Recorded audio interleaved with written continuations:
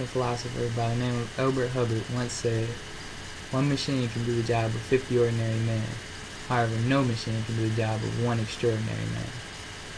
I'm here today to talk to you about how social media and social networking is changing the landscape of communication as we know it. Albeit for good or for bad, I'm simply here to provide you with the information and allow you to decide.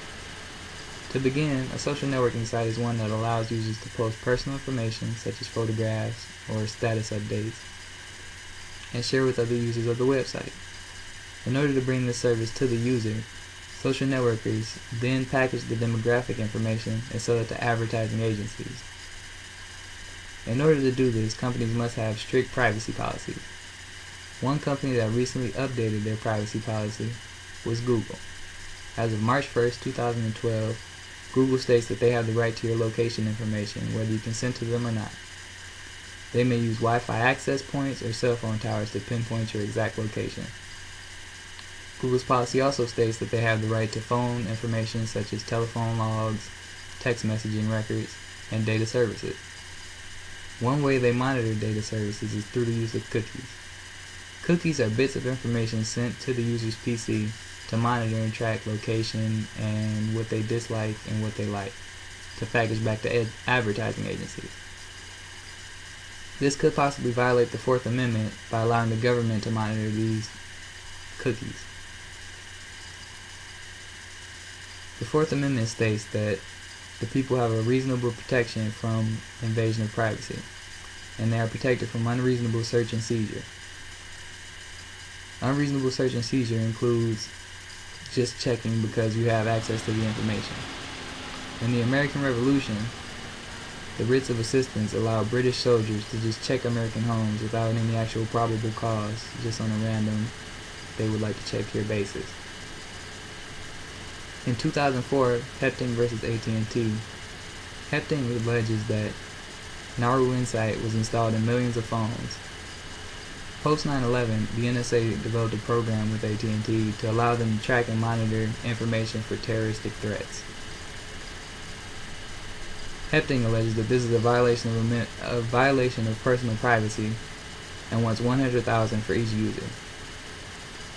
In June of 2008, President Bush signs into law the FISA Amendments Act, stating that telecommunication companies are not responsible for the information they sell and package to governments. Thus, this lawsuit was thrown out.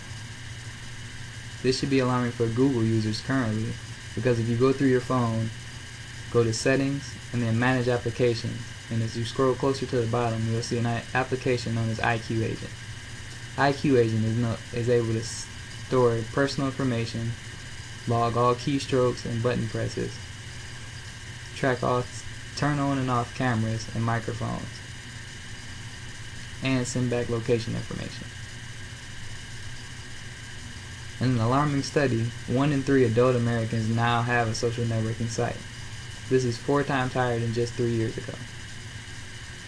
75% of 18 to 24-year-olds now use social media as a way to communicate. This can be a great advantage and disadvantage. In a recent overturn of a government, Twitter was used to organize protests and the downfall of Muammar Gaddafi. Gaddafi was brought down via Twitter protests because they were organized on the social network, and it ultimately led to him to block the social network. Cyberbullying has also been a popular cause of social networking. Cyberbullying is when someone is constantly harassed, both in the real world and in their online personality. Constant spamming of hate mail and hate messages causes a user to feel like there's nowhere else to turn, and more infamously has led to suicide. In February of 2009, MySpace reported that 90,000 sexual offenders were registered on their website. Facebook has yet to release the information from theirs. In conclusion, social networking is bringing about monumental change to communication as we know it. It is creating a global market for demographic information to be packaged and sold to advertising agencies. The ever-expanding field is one that needs to be monitored closely with the recent legal battles. Communication is an essential part of human life, and to shift our society to an entirely digital experience is both cutting edge and dangerous. I can only hope that I have presented you with enough information to get you started gathering your own data. Social networks are a powerful tool that could revolutionize the world. This power should simply not be allowed to fall by the wayside.